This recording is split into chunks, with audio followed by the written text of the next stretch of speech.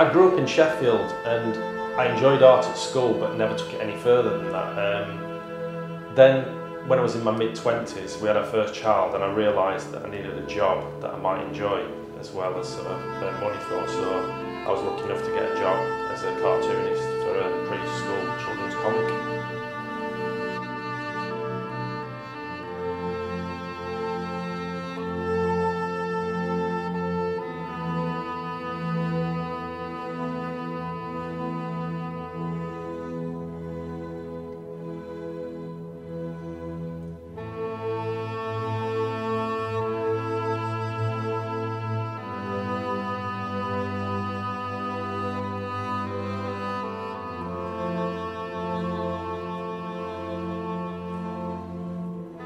Yes, some of them definitely. Certainly the wrestling, I did a series of wrestling pictures, and if you were to hang them all on the wall, there would be a comic strip. This isn't, you know, one leads to the next and one doesn't make sense without the other, but I still like the images and I think they all work well by themselves, but yeah, if you put them all together to make a complete story.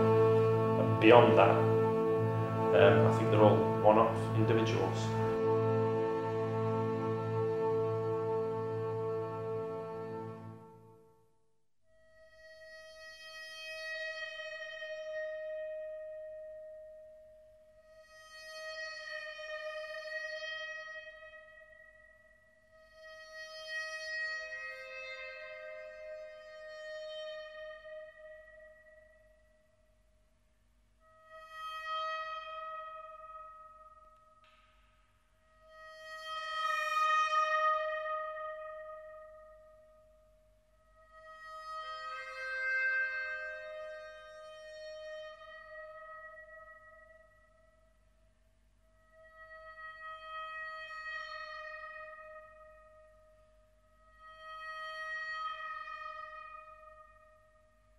I think that's another childhood thing. I've always enjoyed nature, and I used to love going to museums and seeing the stuffed animals, and that was one of my first sort of career paths I wanted to take, a taxidermist, but luckily I never did follow that one through.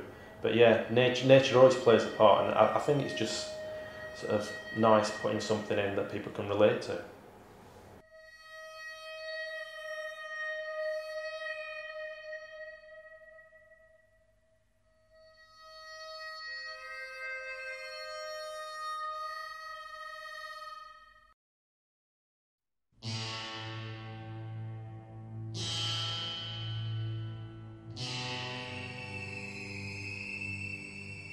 I think that stems back to, again, working in children's comics. That was all character based, and plus I worked in the games industry, video games, and so again I was going to design a lot of characters, so I've always had a strong sense of character before anything else.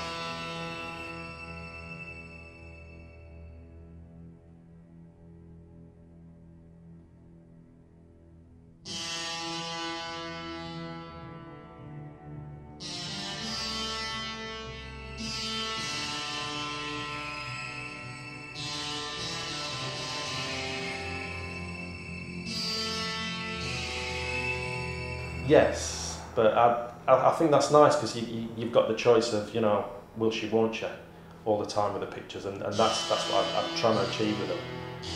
They tell a story, but I haven't decided what that story is. It's up to whoever looks at that picture to decide what happens and, you know, if she comes out of it well or not. And they're all underdog. I think that's the sort of theme running through it as well. The little girl's, you know, an underdog.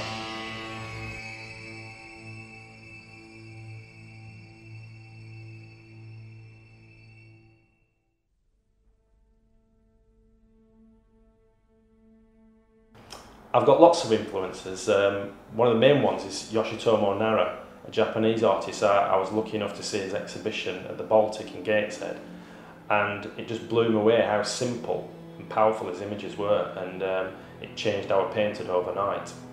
I've got lots of other influences.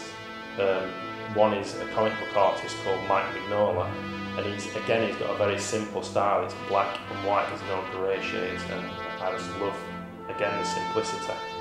And when it comes to painting, I think my main influence is an American illustrator from the turn of last century, and he's called N.C. Wyeth, and he's absolutely superb. again, simple brush strokes, and you know, it's all there.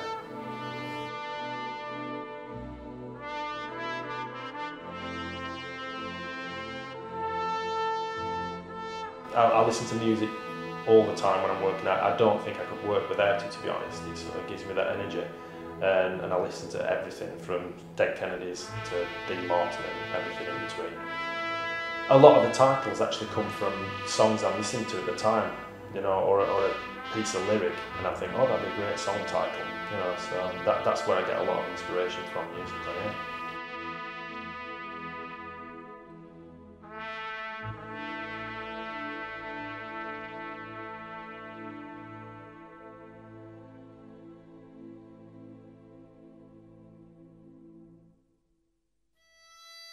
I'd like to say no, but it's obvious that I am. They're littered everywhere in the studio, certainly. And I collect them without any sort of thought of what I'll do with them, but eventually they all sort of seem to bleed into the pictures, to be honest, so I think just being around them every day, it does help.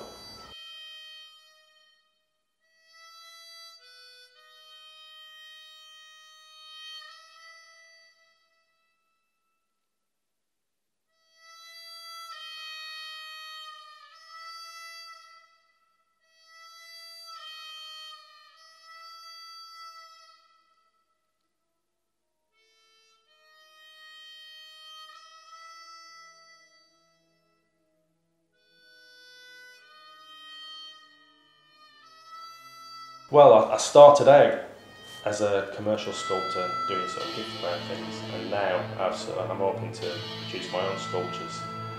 In what medium, I don't know, but I'm certainly working on it, and they're going to be sort of developments of paintings I've already got that seem popular, so I'm going to try and go down that line and see where it leads me. But I much prefer to paint. It's much more immediate, and I'd get much more enjoyment from it as well. It's just, I think I've waited too long, and I've got a lot of paintings to get out there, so the sculptures will happen, but they'll be a lot slower.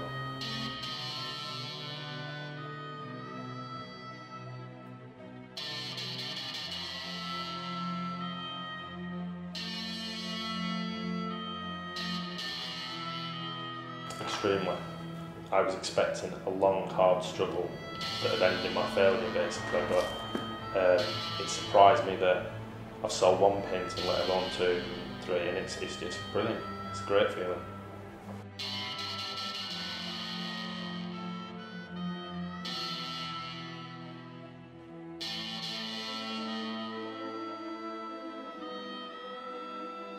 Just hope to get better. With every painting, I hope I've improved on the last one, and I hope the ideas improve and the technique improves. That's the only way forward, just get better.